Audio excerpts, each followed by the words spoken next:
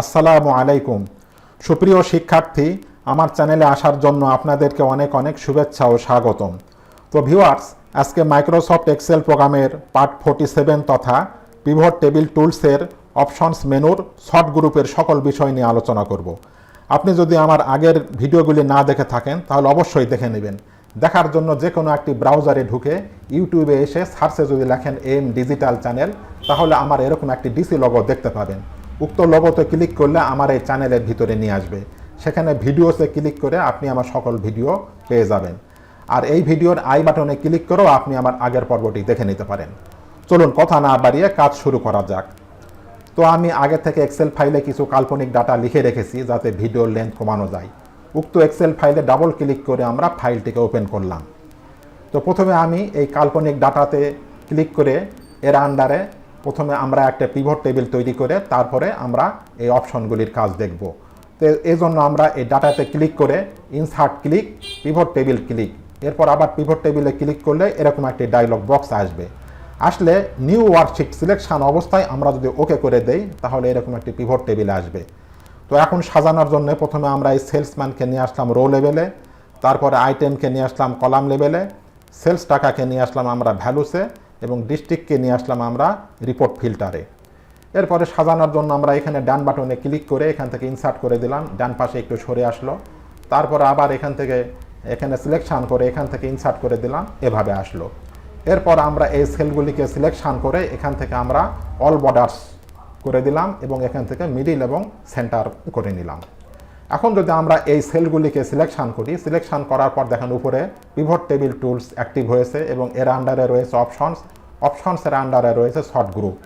তো আমরা এই শর্ট গ্রুপের এই সকল বিষয় নিয়ে আলোচনা করব, যেমন অ্যাসেন্ডিং, ডিসেন্ডিং, ম্যানুয়াল এবং মোর অপশান সব।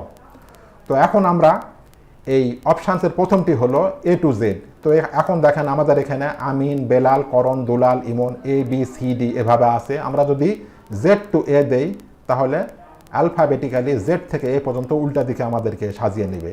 আবার যদি এ টু জেড দেই তাহলে এভাবে করে সাজাবে।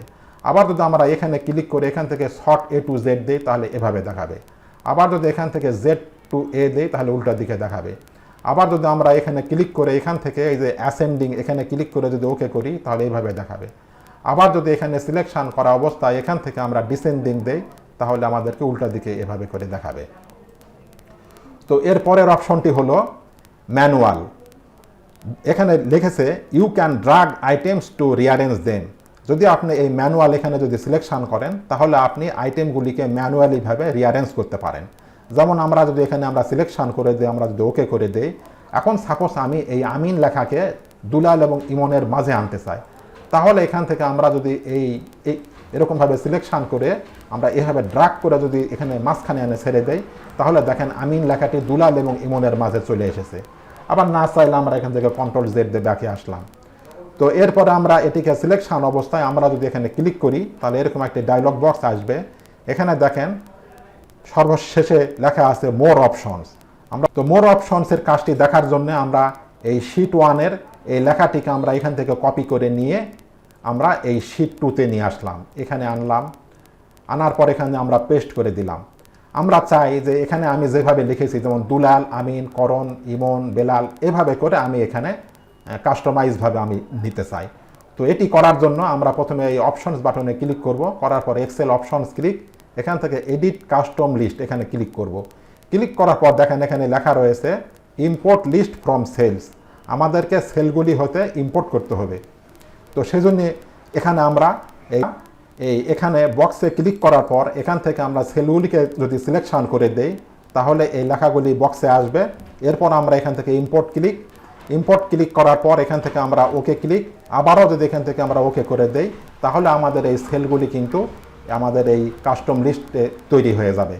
এখন যদি আমরা এই ফিল্টারে ক্লিক করি, ক্লিক করার পর এখান থেকে মোর শর্ট অপশনস, এর নিচে দেখেন আরও দুটি অপশন রয়েছে, লেভেল ফিল্টার্স এবং ভ্যালু ফিল্টার্স। এই ফিল্টারের বিষয়ে আমি এই এমএস এক্সেল পার্ট 23 এবং 24-এ বিস্তারিত আলোচনা করেছি। তো এখন আমরা এই মোর শর্ট অপশনসে যদি ক্লিক করি, ক্লিক করার পর এখানে মোর অপশনস ক্লিক, আবারও এখান থেকে এই টিককে উঠিয়ে দিয়ে আমরা নিচের বক্সের এখান থেকে এই দুলাল, আমিন, করণ, ইমন, বেলাল এটিকে সিলেকশন করে যদি আমরা ওকে করে দেই, আবার ওকে করে দেই, দেওয়ার পর আমরা এই ফিল্টারে ক্লিক করে এখান থেকে আমরা যদি শর্ট A to Z করে দেই, তাহলে দেখেন আমাদের এই নিচের মতন কিন্তু এটি হয়ে গেছে। এখন যদি আমরা এই ফিল্টারে ক্লিক করে শর্ট Z to A করে দিই, তাহলে আবার উল্টা দিক থেকে কিন্তু এভাবে সাজিয়ে নেবে। তো ভিউয়ার্স, আজকের মতো এ পর্যন্তই। এতক্ষণ কষ্ট করে ধৈর্য ধরে ভিডিওটি দেখার জন্য অনেক ধন্যবাদ। ভিউয়ার্স, আপনি যদি আমার চ্যানেলে নতুন হয়ে থাকেন, তাহলে পরবর্তী ভিডিওগুলি পাওয়ার জন্য চ্যানেলটি অবশ্যই সাবস্ক্রাইব করে পাশে থাকা বেল বাটনটি অন করে দেবেন। তাহলে আগামী ভিডিওগুলি আপলোড করার সাথে সাথে পেয়ে যাবেন। আর পূর্বে যদি সাবস্ক্রাইব করে থাকেন, তাহলে অনেক অনেক ধন্যবাদ। সেই সাথে লাইক, শেয়ার ও কমেন্ট করতে ভুলবেন না।